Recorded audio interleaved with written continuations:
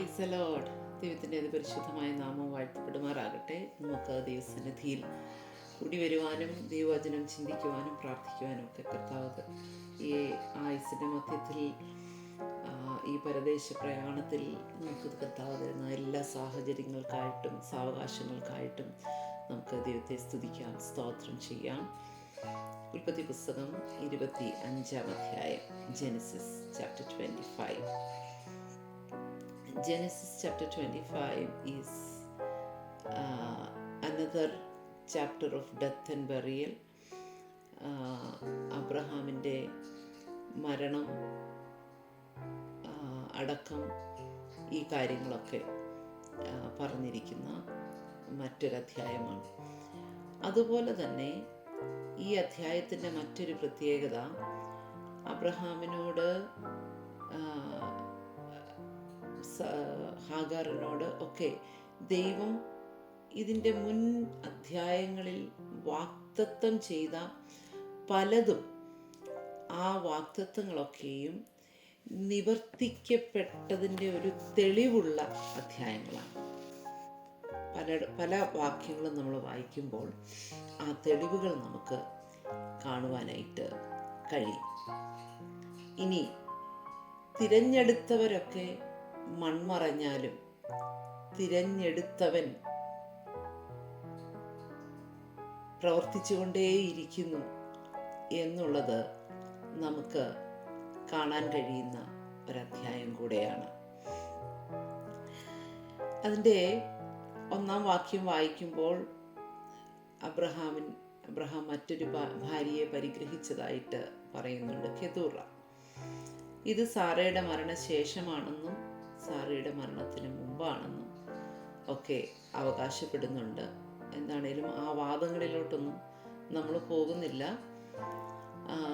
എന്നിരുന്നാൽ തന്നെയും അബ്രഹാമിനോട് ദൈവം നീ ബഹുജാതികൾക്ക് പിതാവാകും എന്ന് പറഞ്ഞതിൻ്റെ ഒരു നിവർത്തീകരണം എന്ന വണ്ണം ഇശ്മയേലിലൂടെയുള്ള സന്തതി മാത്രമല്ല, അതല്ലാതെയും ജനിച്ച സന്തതികളുടെയും പിതാവായി അബ്രഹാം മാറിയത് നമുക്കിവിടെ കാണുവാനായിട്ട് കഴിയും.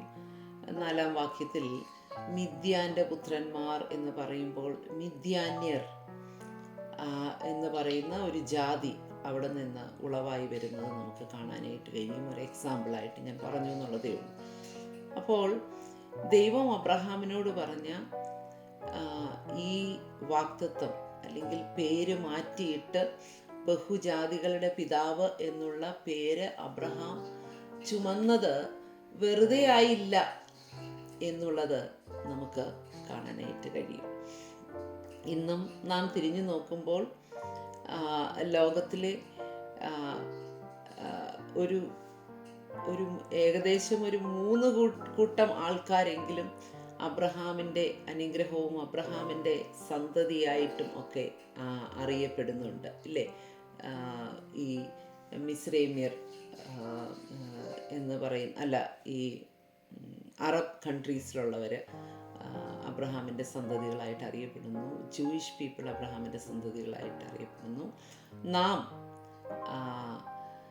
അബ്രഹാമിൻ്റെ അനുഗ്രഹം ചുമക്കുന്നവരായിട്ട് അറിയപ്പെടുന്നു. അങ്ങനെ തന്നെ ബഹുജാതികളുടെ പിതാവായി അബ്രഹാം തീരുകയാണ്. ഇനിയും താഴോട്ട് വരുമ്പോൾ 5-ാം വാക്യം ഒന്ന് ശ്രദ്ധിച്ച് നോക്കിക്കേ. 5-ാം വാക്യത്തിൽ 5-6 വാക്യങ്ങൾ ശ്രദ്ധിക്കുമ്പോൾ അബ്രഹാം ജീവനോടിരിക്കുമ്പോൾ തന്നെ തൻ്റെ വെപ്പാട്ടികളിൽ ജനിച്ച മക്കൾക്ക് ദാനങ്ങളെ കൊടുത്ത് ഇസഹാക്കിൻ്റെ അടുത്ത് നിന്ന് അവരെ ദൂരേക്ക് അയക്കുകയാണ്. അതായത് താൻ ജീവനോടിരിക്കുമ്പോൾ തന്നെ തൻ്റെ വാഗ്ദത്ത സന്തതിയെ മറ്റുള്ളതിൽ നിന്നെല്ലാം സെപ്പറേറ്റ് ചെയ്ത് സൂക്ഷിക്കുന്ന ഒരു അബ്രഹാമിനെ നമുക്ക് അവിടെ കാണുവാനായിട്ട് കഴിയും. അതായത് അബ്രഹാമിൻ്റെ ഭാഗത്ത് നിന്ന് ആ വാഗ്ദത്തത്തെ സംരക്ഷിക്കുവാനായിട്ടുള്ള ഒരു എഫേർട്ട്, അത് ആ വാക്തത്വത്തിൻ്റെ മേൽ, ആ വാക്തത്വ സന്തതിയുടെ മേൽ ഒരു കലർപ്പ് വരാതെ, അതിൻ്റെ മേൽ മറ്റൊരവകാശം വരാതെ, ഒരു ശണ്ട വരാതെ ഒക്കെ സൂക്ഷിക്കത്തക്കവണ്ണം അല്ലേ അബ്രഹാമിൻ്റെ ഭാഗത്തു നിന്നുണ്ടാകുന്ന ആ ഒരു എഫേർട്ട് നമുക്ക് കാണാനായിട്ട് കഴിയും. ആ ഒരു സെപ്പറേഷൻ അബ്രഹാം തന്നെ ചെയ്തെടുക്കുന്നത് നമുക്ക് കാണാനായിട്ട് കഴിയും. 5-ാം വാക്യം എന്നെ ഒത്തിരി സന്തോഷിപ്പിച്ചു. എന്നാൽ അബ്രഹാം തനിക്കുള്ളതൊക്കെയും ഇസഹാക്കിന് കൊടുത്തു. ബാക്കിയുള്ളവർക്കൊക്കെ ദാനങ്ങൾ കൊടുത്തു. അബ്രഹാം തനിക്കുള്ളതൊക്കെയും ഇസഹാക്കിന് കൊടുത്തു. ഒരു പക്ഷേ മെറ്റീരിയൽ ബ്ലെസ്സിങ്സ് ഒത്തിരി കൊടുത്തു കാണും. ഉണ്ടായിരുന്നതിൽ ഒരു മജോറിറ്റി ഇസഹാക്കിന് കൊടുത്തിട്ടുണ്ടാവാം. പക്ഷേ തനിക്കുള്ളതൊക്കെയും അബ്രഹാം ഇസഹാക്കിന് കൊടുത്തു എന്ന് പറയുമ്പോൾ തനിക്ക് ഏറ്റവും വിലപ്പെട്ടതായിട്ടുള്ളത് എന്താണ്? താൻ ദൈവത്തിൽ നിന്ന് പ്രാപിച്ച വാഗ്ദത്തം, തൻ്റെ തിരഞ്ഞെടുപ്പ്, ദൈവത്തോടു കൂടെ താൻ നടന്ന ആ നടപ്പ്, ആ വിശുദ്ധി, ഇതെല്ലാം തൻ്റെ മാത്രം സ്വന്തമാണ്. തൻ്റെ മാത്രം സ്വന്തമാണ്. അങ്ങനെ തനിക്കുണ്ടായിരുന്നതൊക്കെ അബ്രഹാം ഇസഹാക്കിന് കൊടുക്കുകയാണ്. ഹല്ലേലൂയ, സ്തോത്രം. തനിക്ക് ഏറ്റവും അധികം ഉണ്ടായിരുന്നത് വിശ്വാസമായിരുന്നു, ഇല്ലേ? വിശ്വാസികളുടെ പിതാവായിട്ടാണ് അറിയപ്പെടുന്നത്. ഈ ദിവസങ്ങളിൽ ഇങ്ങനെ ഒന്ന് കൈമാറിയിട്ട്, അങ്ങനെ കൈമാറുമ്പോൾ അത് പ്രാപിക്കാൻ തക്കവണ്ണമുള്ള ഒരു തലമുറ നമുക്കും ദൈവം തരുമാറാകട്ടെ എന്ന് ഞാൻ പ്രാർത്ഥിക്കുകയാണ്. നാം പ്രാപിച്ചതൊക്കെ, നാം കേട്ടതൊക്കെ, നമ്മൾ കേൾക്കുന്നതും പ്രാപിച്ചതുമായ വാഗ്ദത്തങ്ങൾ ഒന്നും നമ്മുടെ ഒരു തലമുറ കൊണ്ട് മാത്രം പ്രാപിച്ച് തീരാനുള്ളതല്ല. പലപ്പോഴും നാം പ്രാപിക്കുന്നത്, നാം ദൈവസന്നിധിയിലിരിക്കുമ്പോൾ പ്രാപിക്കുന്നത് പലതും ഹല്ലേലൂയ, സ്തോത്രം, ചിലപ്പോൾ പല പല പല തലമുറകളായി പ്രാപിക്കുവാനായിട്ടുള്ളതായിരിക്കാം. അതുകൊണ്ട് അങ്ങനെയുള്ളത് ഹല്ലേലൂയ, കർത്താവേ, അങ്ങ് എന്നിൽ നിക്ഷേപിച്ചിരിക്കുന്നത്, എനിക്കുള്ളതൊക്കെയും, എന്നിൽ നിക്ഷേപിച്ച വിശ്വാസം. നിങ്ങൾക്കറിയാമല്ലോ, തിമോത്തിയോസിനെ കാണുമ്പോൾ, ഇൻട്രൊഡ്യൂസ് ചെയ്യുമ്പോൾ പൗലോസ് അവൻ്റെ അമ്മയിലും അവൻ്റെ വലിയമ്മയിലുമുള്ള വിശ്വാസം എന്ന് പറയുന്നു. അതായത് അപ്പോൾ അത് ട്രാൻസ്ഫേർഡായി വന്നു, ഇല്ലേ? കൈമാറ്റം ചെയ്യപ്പെട്ടു വന്നു. ഹല്ലേലൂയ. അങ്ങനെ നമുക്ക് ആത്മീയമായി നാം പ്രാപിച്ചതെല്ലാം ഒന്ന് കൈമാറ്റം ചെയ്യാൻ, കൊടുത്തിട്ട് പോകാൻ പറ്റുന്ന ഒരു തലമുറയെ ദൈവമേ, ഹല്ലേലൂയ, സ്തോത്രം, എൻ്റെ കണ്ണുകൊണ്ട് കണ്ട് ഹല്ലേലൂയ അവരുടെ കയ്യിലത് ഭരമേൽപ്പിച്ച് ഹല്ലേലൂയ, സ്തോത്രം, പോകുവാൻ കൃപ തരുമാറാകണമേ എന്ന് നമുക്ക് പ്രാർത്ഥിക്കാം. ഇവിടെ അബ്രഹാമിനെ ഒരു പാർഷ്യലായിട്ട് ആണെങ്കിലും അതൊന്ന് കണ്ടേച്ചു പോകാനുള്ള കൃപ കിട്ടി കേട്ടോ. തെളിവ് ഞാൻ പറയാം. അബ്രഹാം മരിക്കുമ്പോൾ തനിക്ക് 175 വയസ്സ്. 175 വയസ്സ്. ഓക്കെ. ഇസഹാക്കിന് 40 വയസ്സുള്ളപ്പോഴാണ് താൻ വിവാഹം കഴിക്കുന്നത്. അപ്പോൾ ഇസഹാക്ക് എത്രാമത്തെ വയസ്സിൽ ജനിച്ച പുത്രനാണ്? 100ാമത്തെ വയസ്സിൽ ജനിച്ച പുത്രനാണ്. ഓക്കെ. അപ്പോൾ സാറ മരിക്കുമ്പോൾ 37 വയസ്സ്. പിന്നെ പിന്നീട് 40ാമത്തെ വയസ്സിലാണ് വിവാഹം. 60ാമത്തെ വയസ്സിലാണ് മക്കളുണ്ടാകുന്നത്. ഇതിനിടയ്ക്ക് 21ാമത്തെ വാക്യം, തൻ്റെ ഭാര്യ മച്ചിയായിരുന്നത് കൊണ്ട് ഇസഹാക്ക് അവൾക്ക് വേണ്ടി യഹോവയോട് പ്രാർത്ഥിച്ചു. യഹോവ അവൻ്റെ പ്രാർത്ഥന കേട്ടു. അവൻ്റെ ഭാര്യ റിബേക്ക ഗർഭം ധരിച്ചു. ഹല്ലേലൂയ, സ്തോത്രം. അബ്രഹാം തനിക്കുള്ളതൊക്കെയും ഇസഹാക്കിന് കൊടുത്തു എന്ന് പറയുമ്പോൾ തൻ്റെ പ്രാർത്ഥനാ ജീവിതം, തൻ്റെ വിശ്വാസം, തൻ്റെ ഉള്ളിലുണ്ടായിരുന്ന വാഗ്ദത്തം, താൻ പ്രാപിച്ചത്, ഹല്ലേലൂയ, സ്തോത്രം, ദേശത്തെക്കുറിച്ച് പ്രാപിച്ചത് ഒക്കെ താൻ അവർക്ക് ഇസഹാക്കിന് ഉള്ളിലേക്ക് ട്രാൻസ്ഫർ ചെയ്തു എന്ന് വേണം നാം ചിന്തിക്കുവാനായിട്ട്. ഹല്ലേലൂയ, സ്തോത്രം. അപ്പോൾ ഇസഹാക്കിന് 60 വയസ്സുള്ളപ്പോൾ ഈ റിബേക്കയ്ക്ക് വേണ്ടി പ്രാർത്ഥിച്ച് അവളുടെ ആ ബാരൻനെസ്സിനെ ബ്രേക്ക് ചെയ്യുന്ന ഒരു സന്തതിയെ അബ്രഹാം കണ്ടു.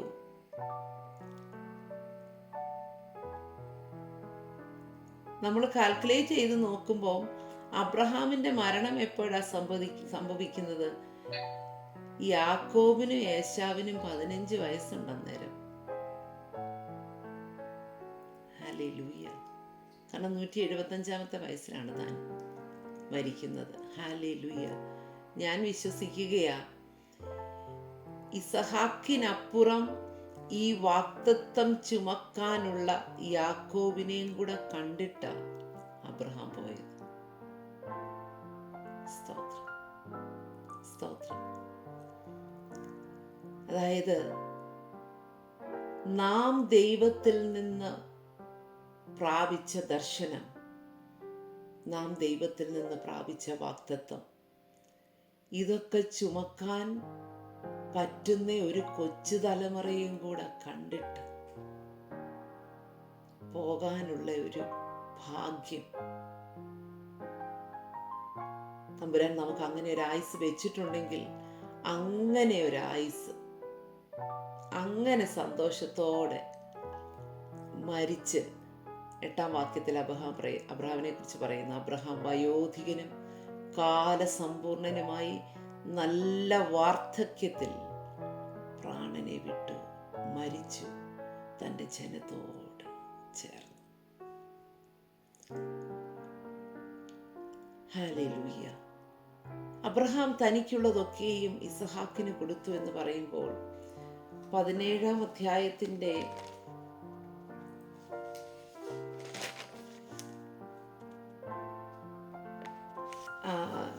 4-ാം വാക്യം ഒന്ന് ശ്രദ്ധിച്ചേ. അബ്രഹാമിനെ കുറിച്ച് ഞാൻ മുമ്പേ പറഞ്ഞതാണ്. 4-ാം വാക്യത്തിൽ അബ്രഹാമിനോട് പറഞ്ഞതാണ്, എനിക്ക് നിന്നോടൊരു നിയമമുണ്ട്, നീ ബഹുജാതികൾക്ക് പിതാവാകും. ഹല്ലേലൂയ. ഈ പറഞ്ഞ കാര്യമാണ് ഈ വാക്യങ്ങളിൽ ദൈവം പൂർത്തീകരിക്കുന്നത്. അതായത് ആ ബഹുജാതികൾക്ക് എന്നുള്ള പിതാ റെഫറൻസ് പറയാഞ്ഞതുകൊണ്ട് ഞാൻ പറഞ്ഞു എന്നുള്ളതേ ഉള്ളൂ. ഇനി 15-ാം അധ്യായത്തിൻ്റെ 15-ാമത്തെ വാക്യം വായിക്കാമോ? 15-ാം അധ്യായത്തിൻ്റെ 15-ാമത്തെ വാക്യം.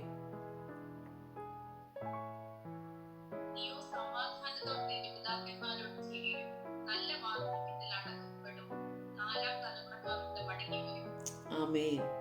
അപ്പോൾ നീ സമാധാനത്തോടെ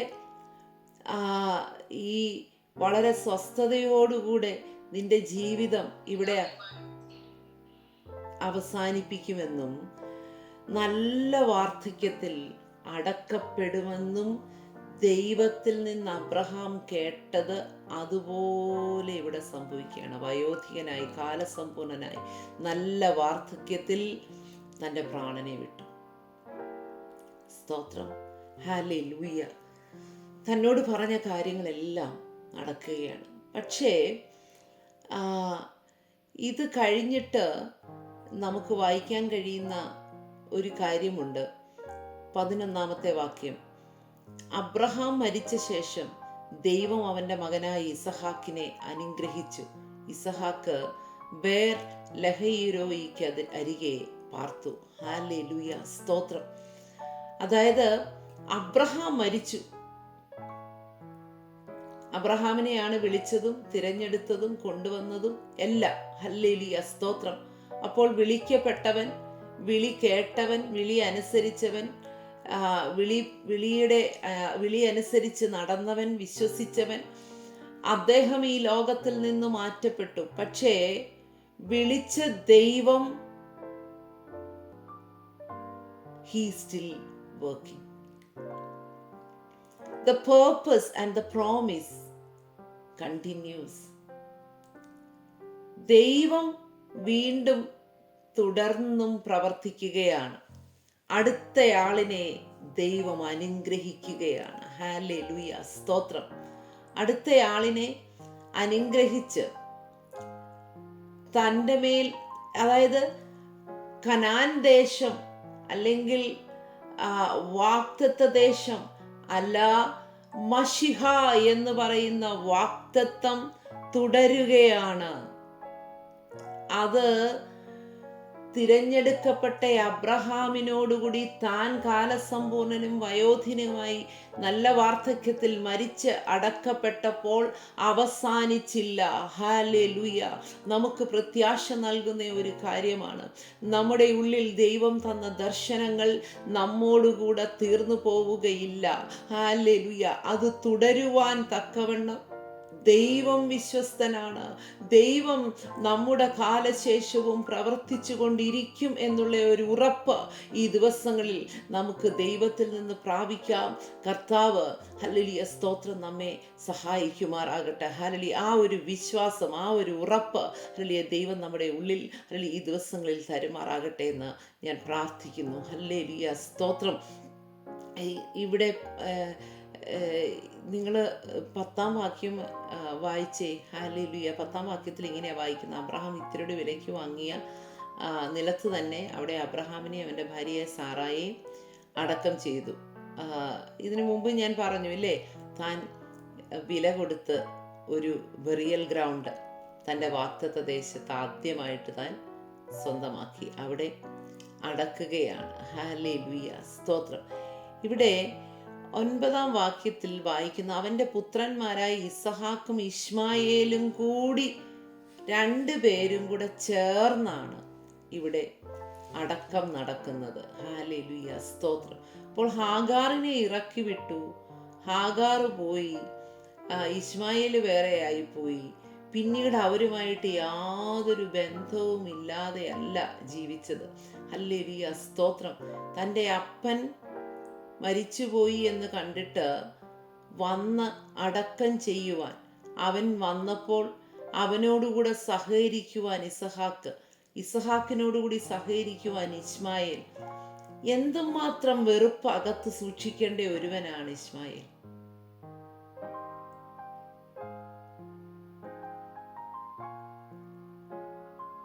നമ്മുടെയൊക്കെ ജീവിതത്തിൽ നമ്മളോട് ഇങ്ങനത്തെയൊക്കെ കാര്യങ്ങൾ ആരെങ്കിലും ചെയ്താൽ നാം അബ്രഹാമിനോടും വെറുപ്പ് സൂക്ഷിക്കും. അതിന് കാരണക്കാരനായി തീർന്ന ഇസഹാക്കിനോട് അതിനേക്കാൾ കൂടുതൽ വെറുപ്പ് സൂക്ഷിക്കും, ഇല്ലേ? ദൈവത്താൽ വിളിക്കപ്പെട്ടവനോ തിരഞ്ഞെടുക്കപ്പെട്ടവനോ വാഗ്ദത്ത സന്തതിയോ ഒന്നുമല്ല. അല്ലാതിരുന്നിട്ടും അവൻ ഇത്തരത്തിൽ ഒരു സ്വഭാവം കാണിച്ചെങ്കിൽ അതിൻ്റെ അർത്ഥം എന്താ? അവൻ്റെ ഒരു നല്ല പ്രായം, നല്ല ഒരു ടീനേജ് പ്രായം, ഒരു യങ്സ്റ്റർ, ഒരു തൻ്റെ ഒരു യൗവനം വരെ അബ്രഹാമിൻ്റെ വീട്ടിൽ ജീവിച്ചവനാണ്. ഹല്ലേലൂയ സ്തോത്രം. തൻ്റെ അപ്പനായ അബ്രഹാമിൽ നിന്ന് ഹല്ലേലൂയ അങ്ങനെ ചിലത് ക്ഷമിക്കുന്ന സ്വഭാവം, പൊറുക്കുന്ന സ്വഭാവം, സഹിക്കുന്ന സ്വഭാവം, ഹല്ലേലൂയ വെറുപ്പ്, ഹല്ലേലൂയ സൂക്ഷിക്കാത്തതൊക്കെ അവൻ കണ്ടുപഠിച്ചിരുന്നു. ഹല്ലേലൂയ. നമുക്കും ഈ ദിവസങ്ങളിൽ അതുകൊണ്ട് മാതൃകയോടെ നമുക്ക് നമ്മുടെ കുഞ്ഞുങ്ങളുടെ മുമ്പിൽ നിൽക്കാം. അവർ നമ്മിൽ നിന്നും പലതും ഒപ്പിയെടുക്കും ദൈവമക്കളെ. ഹല്ലേലൂയ സ്തോത്രം. ആ ഒപ്പിയെടുക്കുന്നത് അവരുടെ ജീവിതത്തിൽ നമ്മുടെ കാലശേഷവും ഹല്ലേലൂയ പ്രാവർത്തികമാകട്ടെ എന്ന് ഞാൻ ആത്മാർത്ഥമായിട്ട് പ്രാർത്ഥിക്കുകയാണ്. What an example. സ്തോത്രം. ഈ കൺക്യൂബിൻസിൻ്റെ അല്ലെങ്കിൽ ഈ വെപ്പാട്ടികളുടെ മക്കൾക്ക് ദാനങ്ങളെ കൊടുത്തപ്പോൾ ഇശ്മയേലിന് കൊടുത്തത് ഒരു തുരുത്തി വെള്ളവും അല്പം ഹല്ലേലൂയ അപ്പവുമാണ്, വേറെ ഒന്നും കൊടുത്തില്ല. ഹല്ലേലൂയ സ്തോത്രം. ആ വീട്ടിലെ ആദ്യത്തെ സന്തതിയാണെന്ന് ഓർക്കണം. ഹല്ലേലൂയ. ബർത്ത് റൈറ്റിനെ കുറിച്ച് ഞാൻ താഴെ പറയും. ഹല്ലേലൂയ സ്തോത്രം. ബർത്ത് റൈറ്റ് പ്രകാരം ബർത്ത് റൈറ്റ് ഡിവൈഡ് ചെയ്യുന്നത് എങ്ങനെയാണെന്നറിയാമോ? ഹല്ലേലൂയ സ്തോത്രം. ഒരുവൻ്റെ സ്വത്ത് എന്തുമാത്രം സ്വത്തുണ്ടോ അവ 2ആയിട്ട് വിഭാഗിക്കും. അതിൻ്റെ അകത്തെ ഒരു ഭാഗം മൂത്ത പൈതലിനാണ്. അതാണ് ബർത്ത് റൈറ്റിൻ്റെ ഏറ്റവും വലിയ പ്രത്യേകത എന്ന് പറയുന്നത്. പിന്നത്തെ ആ അടുത്ത ഭാഗം ഇനി എത്ര മക്കളുണ്ടോ അവർക്കെല്ലാവർക്കും ഡിവൈഡ് ചെയ്യും. അപ്പോൾ ആദ്യജാതന് കിട്ടുന്ന പോർഷൻ നിങ്ങളൊന്ന് ആലോചിച്ച് നോക്കിക്കേ. ഹല്ലേലൂയ. ഇതൊന്നും ലഭിക്കാതിരുന്നിട്ടും ഹല്ലേലൂയ ഇദ്ദേഹം വന്ന് ഈ കാര്യത്തിൽ സഹകരിക്കുന്നത് ഓർത്ത് നോക്കി. എനിക്ക് അത് ആ വാക്യം വായിച്ചപ്പോൾ ഒത്തിരി അത്ഭുതകരമായിട്ട് തോന്നി. ഹല്ലേലൂയ സ്തോത്രം. നമുക്കും ദൈവത്തോട് പ്രാർത്ഥിക്കാം. കർത്താവേ, ഹല്ലേലൂയ, സ്തോത്രം. ഞങ്ങൾ പിൻപറ്റുന്ന ആ മാതൃക, ഞങ്ങളുടെ സൗമ്യത, ഞങ്ങൾ കാണിക്കുന്ന ക്ഷമ, ഞങ്ങൾ കാണിക്കുന്ന ആ വെറുപ്പ് സൂക്ഷിക്കാത്ത ആ മനസ്സ്, ഹല്ലേലൂയ, ശണ്ടയിടാൻ പോകാത്തത്, ഹല്ലേലൂയ, സ്തോത്രം, സ്തോത്രം, സ്തോത്രം. ദൈവഹിതത്തിനനുസരിച്ച് ഞങ്ങൾ ചുവട് വയ്ക്കുന്നത്, ഇതെല്ലാം ഹല്ലേലൂയ, സ്തോത്രം, കണ്ടു വളരുന്ന ഞങ്ങളുടെ കുഞ്ഞുങ്ങൾക്ക് മാതൃകയാക്കാൻ പറ്റുന്ന ഒരു ജീവിതം നയിക്കുവാൻ ദൈവമേ ഞങ്ങളെ സഹായിക്കുമാറാകണമേ എന്ന് നമുക്ക് ദൈവത്തോട് പ്രാർത്ഥിക്കാം. ഹല്ലേലൂയ, സ്തോത്രം. ഇവിടെ 12-ാമത്തെ വാക്യം മുതൽ ഈ സത്യം പറഞ്ഞാൽ ഇസ്മായേലിൻ്റെ വംശപരമ്പരയെക്കുറിച്ച് ഇവിടെ എടുത്തു പറയേണ്ടുന്ന യാതൊരു കാര്യങ്ങളുമില്ല. ഹല്ലേലൂയ, സ്തോത്രം. കാരണം ഇസഹാക്ക് ജനിച്ചു കഴിഞ്ഞു, അവനെ ദൈവം അനുഗ്രഹിച്ച് തുടങ്ങിക്കഴിഞ്ഞു. ഹല്ലേലൂയ, അബ്രഹാം തന്നെ എല്ലാവരെയും സെപ്പറേറ്റ് ആക്കി കഴിഞ്ഞു. ഇനിയിപ്പോൾ ഇസഹാക്കിനെ കുറിച്ച് മാത്രം പറഞ്ഞാൽ മതി. പക്ഷേ ഹല്ലേലൂയ, 17-ാം അധ്യായത്തിൻ്റെ 20-ാമത്തെ വാക്യത്തിൽ സാറയോട് ഹല്ലേലൂയ, സ്തോത്രം, ദൈവം പറയുന്ന ഒരു വാക്തത്വമുണ്ട് ഇല്ലേ? 17-ാം അധ്യായത്തിൻ്റെ 18 മുതൽ 20 വരെയുള്ള വാക്യങ്ങൾ നാം ശ്രദ്ധിക്കുമ്പോൾ ഇവിടെ 20-ാമത്തെ വാക്യത്തിൽ ഇസ്മായേലിനെ കുറിച്ചും സാറയോടും അവിടെ പറയുന്നുണ്ട്. പിന്നെ തന്നെയുമല്ല, ഇവിടെ 20-ാം വാക്യത്തിൽ അബ്രഹാമിനോട് വീണ്ടും പറയുന്നുണ്ട്, ഇസ്മായേലിനെ കുറിച്ച് ഞാൻ നിന്റെ അപേക്ഷ കേട്ടിരിക്കുന്നു, ഞാൻ അവനെ അനുഗ്രഹിച്ച് അത്യന്തം സന്താനപുഷ്ടിയുള്ളവനാക്കി വർദ്ധിപ്പിക്കും, അവൻ 12 പ്രഭുക്കന്മാരെ ജനിപ്പിക്കും, ഞാൻ അവനെ വലിയൊരു ജാതിയാക്കും. ഹല്ലേലൂയ, സ്തോത്രം, സ്തോത്രം, ഹല്ലേലൂയ. അപ്പോൾ ഈ 18-ാമത്തെ വാക്യത്തിൽ അബ്രഹാം ദൈവത്തോട് യാചിക്കുകയാണ്, ഇസ്മായേൽ എൻ്റെ മുമ്പാകെ ജീവിച്ചിരുന്നാൽ മതി. ഹല്ലേലൂയ. ഇസ്മായേലിനെ കുറിച്ച് അബ്രഹാം പ്രാർത്ഥിച്ച പ്രാർത്ഥനയ്ക്ക് കൊടുത്ത മറുപടിയാണ്, അവൻ 12 പ്രഭുക്കന്മാരെ ജനിപ്പിക്കും, അവനെയും ഞാനൊരു വലിയ ജാതിയാക്കും എന്നുള്ളത് ദൈവം ചെയ്തു എന്ന് ഹല്ലേലൂയ, സ്തോത്രം, മനസ്സിലാക്കുവാൻ തക്കവണ്ണം ഹല്ലേലൂയ അത് ദൈവവചനത്തിൽ നമുക്ക് എഴുതി തന്നിരിക്കുകയാണ്. അബ്രഹാമിനോട് പറഞ്ഞ ആ വാഗ്ദത്തം അതുപോലെ നിവർത്തീകരിച്ചു എന്ന് ഹല്ലേലൂയ, സ്തോത്രം, ഇവിടെ വ്യക്തമായിട്ട് പറയുകയാണ്. ഹല്ലേലൂയ, സ്തോത്രം. ആ വംശാവലി അവിടെ രേഖപ്പെടുത്തിയിരിക്കുന്നു. ഒന്ന് ആലോചിച്ച് നോക്കിക്കേ, അബ്രഹാമിനോട് പറഞ്ഞിരിക്കുന്ന സകല കാര്യങ്ങളും എണ്ണിപ്പിറക്കി ദൈവം ചെയ്തെടുക്കുകയാണ്. അത് ഒരു മജോറിറ്റി കാര്യങ്ങൾ ദൈവം അത് ചെയ്തെടുത്തത് കണ്ടിട്ട്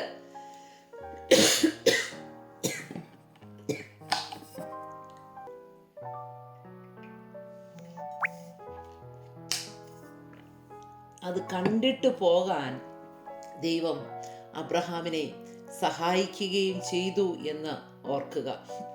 ഓക്കെ, ഇത് ഇനിയും ഹാഗാറിനോട് പറയുന്ന സമയത്ത് 16-ാം അധ്യായത്തിലേക്ക് പോയി, 16-ാം അധ്യായത്തിൻ്റെ 12-ാമത്തെ വാക്യം, അവൻ കാട്ടുകഴുതയെ പോലെയുള്ള മനുഷ്യനായിരിക്കും, അവൻ്റെ കൈ എല്ലാവർക്കും വിരോധമായും എല്ലാവരുടെയും കൈ അവന് വിരോധമായും ഇരിക്കും, അവൻ്റെ സകല സഹോദരന്മാർക്കും എതിരെ അവൻ പാർക്കുമെന്ന് ഹാഗാറിനോട് പറഞ്ഞ കാര്യം, അതും 18-ാമത്തെ വാക്യം, 25-ാം അധ്യായത്തിൻ്റെ 18-ാമത്തെ വാക്യം വായിക്കുമ്പോൾ അതും നടക്കുകയാണ്, അതും സംഭവിക്കുകയാണ്. ഹല്ലേലൂയ, സ്തോത്രം. തൻ്റെ സകല സഹോദരന്മാർക്കും എതിരെ അവൻ പാർക്കുകയാണ്. ഈ ദൈവം കഴിഞ്ഞ ചാപ്റ്ററുകളിൽ പറഞ്ഞിരിക്കുന്ന ഓരോരോ കാര്യങ്ങളുടെ ഫുൾഫിൽമെൻറ്റ് ഈ അധ്യായത്തിൽ നമുക്ക് പല വിധത്തിലും ഓരോ വാക്യങ്ങളിലൂടെയും പോകുമ്പോൾ നമുക്ക് വായിക്കുവാനും മനസ്സിലാക്കുവാനായിട്ടും കഴിയും. ഓക്കെ, ഞാൻ വേഗത്തിൽ അടുത്ത ഭാഗത്തേക്ക് ഓടിപ്പോകാം. 21-ാമത്തെ വാക്യം ഞാൻ ഓർമ്മിപ്പിച്ചതാണില്ലേ? അപ്പോൾ അബ്രഹാമിനേക്കാൾ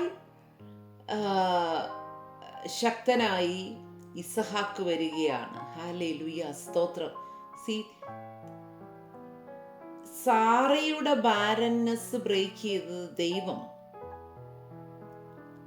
ദൈവം ഡയറക്റ്റ് ഇറങ്ങി വന്ന് ചെയ്തതാ. അടുത്ത വർഷം ഈ സമയമെന്ന് പറഞ്ഞ്. സ്തോത്രം. ആക്ച്വലി അബ്രഹാമിൻ്റെ ഉള്ളിൽ ആ ബാരൻനെസ് ഉണ്ടായിരുന്നില്ല എന്നുള്ളതിൻ്റെ തെളിവ് ഇസ്മായിൽ ജനിക്കുന്നു, കെദൂറയിൽ ഇത്രയും മക്കൾ ജനിക്കുന്നു. ഇതെല്ലാം വെച്ച് നോക്കുമ്പോൾ നമുക്കത് മനസ്സിലാകും.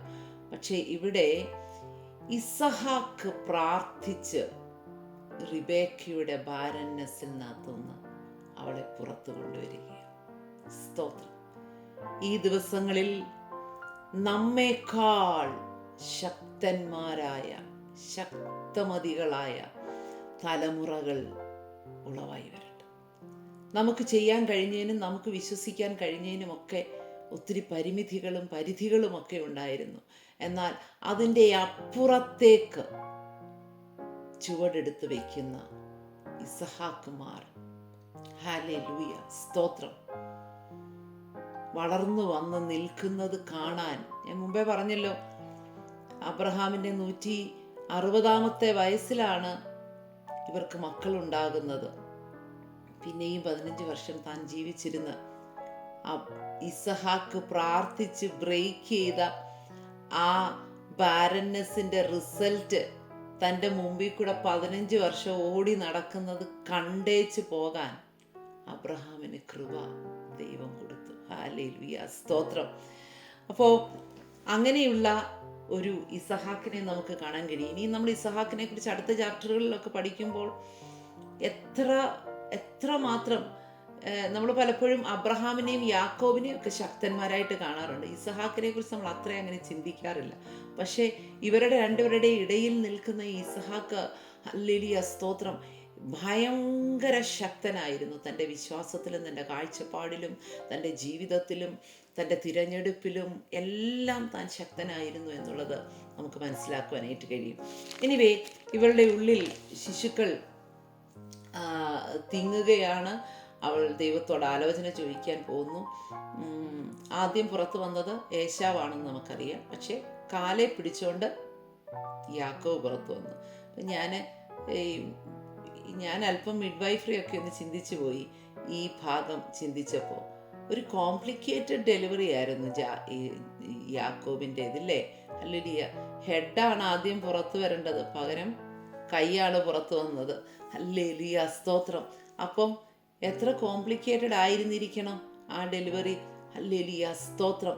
പക്ഷെ എന്നിട്ടും ദൈവം ആ കാലഘട്ടത്തിൽ ഒരു ടെക്നോളജിയും ഒരു കാര്യങ്ങളും ഇല്ലാത്ത കാലഘട്ടത്തിലും അങ്ങനെ പുറത്തു വന്ന ഒരു കുഞ്ഞിനെ ഒരു ഷോൾഡർ ഡിസ്ലൊക്കേഷനോ നമ്മൾ ഈ പറയുന്ന കോംപ്ലിക്കേഷനോ ഒന്നുമില്ലാതെ കർത്താവ് സൂക്ഷിച്ചു അല്ലേ.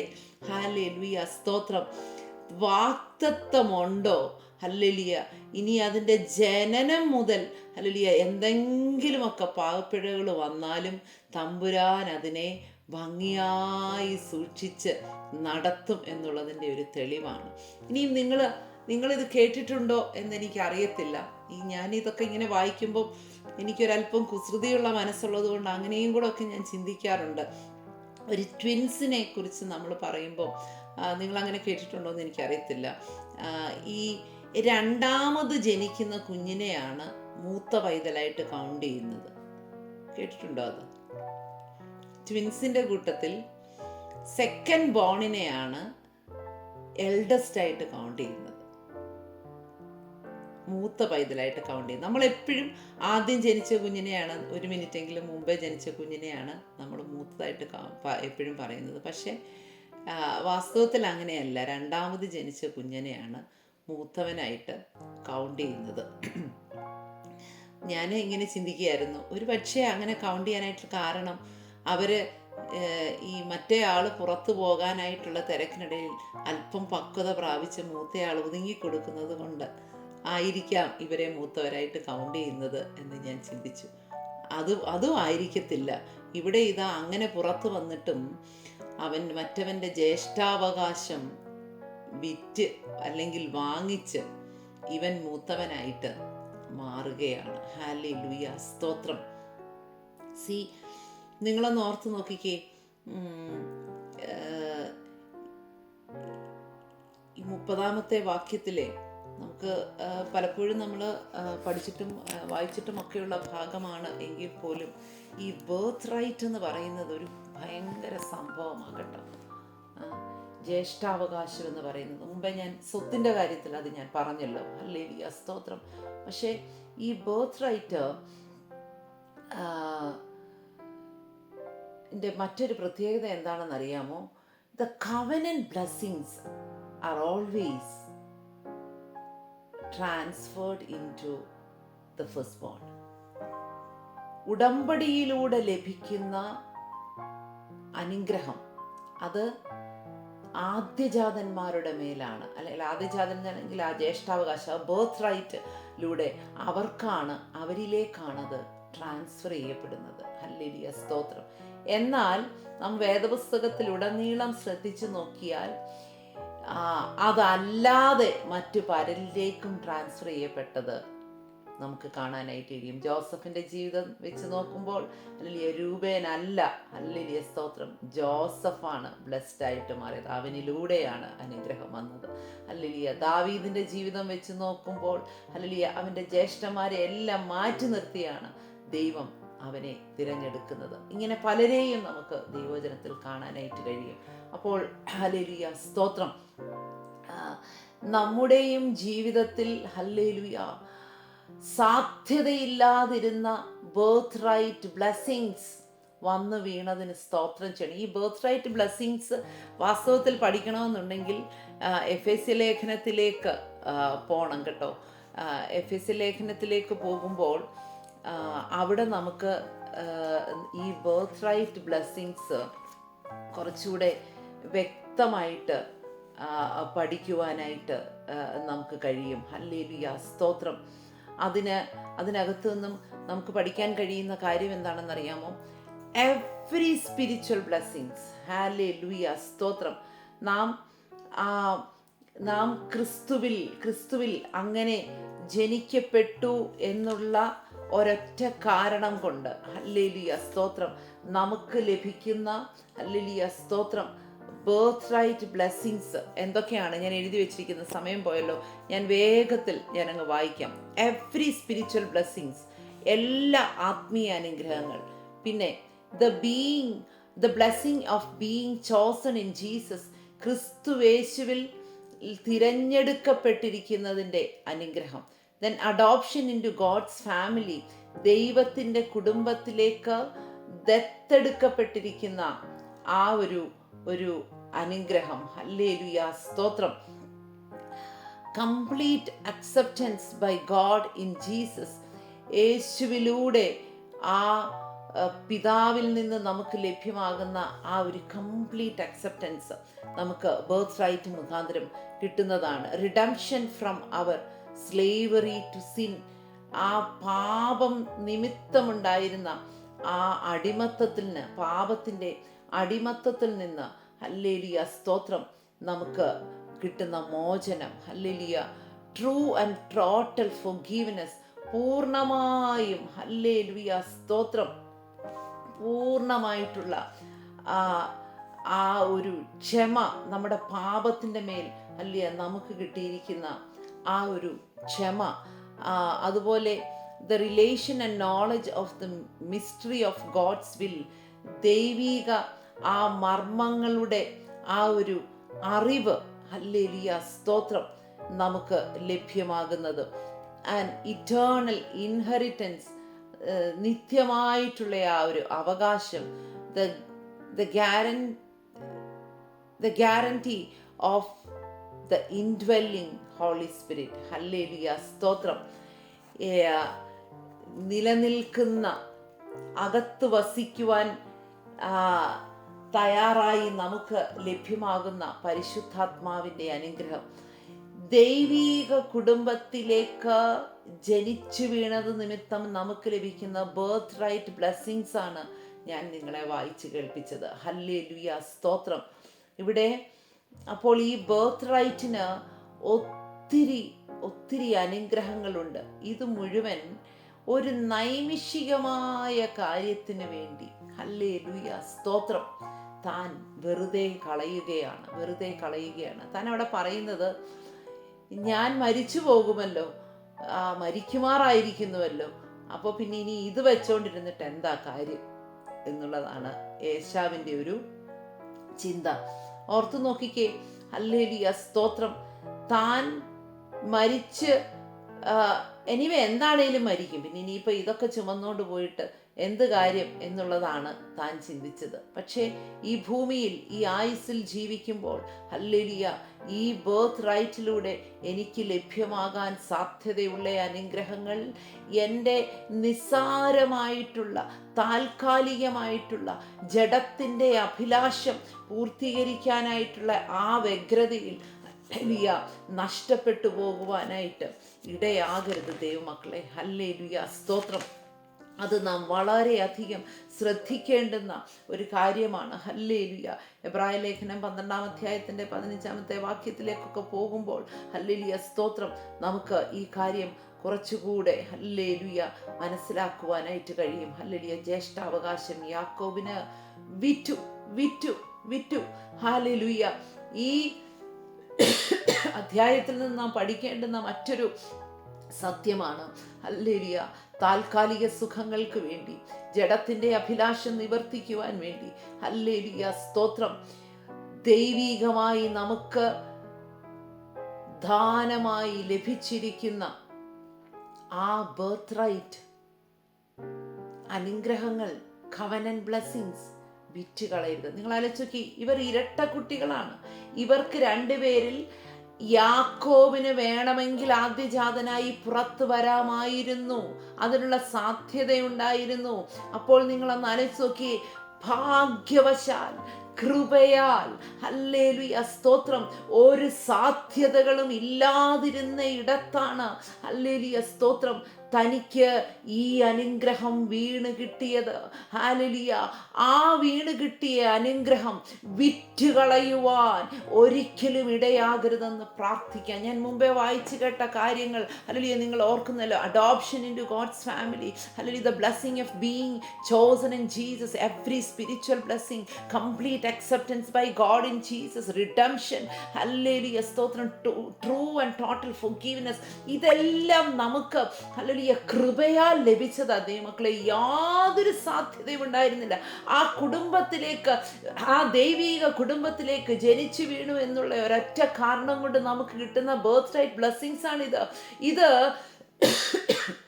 ഒരല്പം വിശപ്പ് തീർക്കുവാനോ ഹല്ലേലൂയ, സ്തോത്രം, ഏതെങ്കിലും ഒരു ഫ്ലെഷ്ലി ഡിസയറിനെ സാറ്റിസ്ഫൈ ചെയ്യുവാനോ ഹല്ലേലൂയ, സ്തോത്രം, ഈ ലോകത്തിലെ എന്തെങ്കിലും ഒന്ന് നേടിയെടുക്കുവാനോ ഒക്കെ, അതിനൊക്കെ വേണ്ടി ഹല്ലേലൂയ ഇത്രയും വലിയ ഈ കവനന്റ് ബ്ലെസ്സിംഗ് ഹല്ലേലൂയ വിറ്റുകളയുന്ന ഹല്ലേലൂയ ഒരനുഭവം നമുക്കോ നമ്മുടെ തലമുറകൾക്കോ ഉണ്ടാകാതിരിക്കട്ടെ എന്ന് ഞാൻ പ്രാർത്ഥിക്കുന്നു. ഈ അധ്യായത്തിൽ നാം മുഴുവൻ ശ്രദ്ധിച്ചത്, അബ്രഹാമിനോട് പറഞ്ഞത്, ഹാഗാറിനോട് പറഞ്ഞത് ഹല്ലേലൂയ, ഹാഗാർ ഒരു മിസ്രൈമിയ ദാസിയായിരുന്നിട്ട് പോലും അവളോട് പറഞ്ഞതുപോലും അതുപോലെ സംഭവിച്ചു എന്നുള്ളത് ഹല്ലേലൂയ എഴുതി തെളിയിച്ച് കാണിച്ച ഹല്ലേലൂയ ഒരു അധ്യായമാണ് നാം ചിന്തിച്ചത്. ഹല്ലേലൂയ, സ്തോത്രം, നമ്മോട് പറഞ്ഞത് ഹല്ലേലൂയ, സ്തോത്രം, നാം തീർന്നാലും ഹല്ലേലൂയ നമ്മുടെ മേൽ പറഞ്ഞതും നമുക്ക് തന്ന ദർശനവും ദൈവം തുടരും. Hallelujah, the promise and the purpose will continue. Hallelujah, the vision will be accomplished. Hallelujah. തിരഞ്ഞെടുക്കപ്പെട്ടവർ പോയാലും തിരഞ്ഞെടുത്തവൻ ജീവിച്ചിരിക്കുന്നിടത്തോളം കാലം അത് നടക്കും. അതുകൊണ്ട് നമ്മൾക്ക് ദാനമായി ഹല്ലേലൂയ കൃപയാൽ ഹല്ലേലൂയ യോഗ്യതയില്ലാത്ത സ്ഥാനത്ത് ലഭ്യമായതൊന്നും ഹല്ലേലൂയ മനഃപൂർവ്വം വിറ്റുകളയാതെ ജീവിക്കുവാൻ ദൈവത്തിന്റെ പരിശുദ്ധാത്മാവ് ഈ വചനങ്ങളാൽ നമ്മെയും നമ്മുടെ തലമുറകളെയും അനുഗ്രഹിക്കുമാറാകട്ടെ എന്ന് പ്രാർത്ഥിക്കുന്നു. God bless you.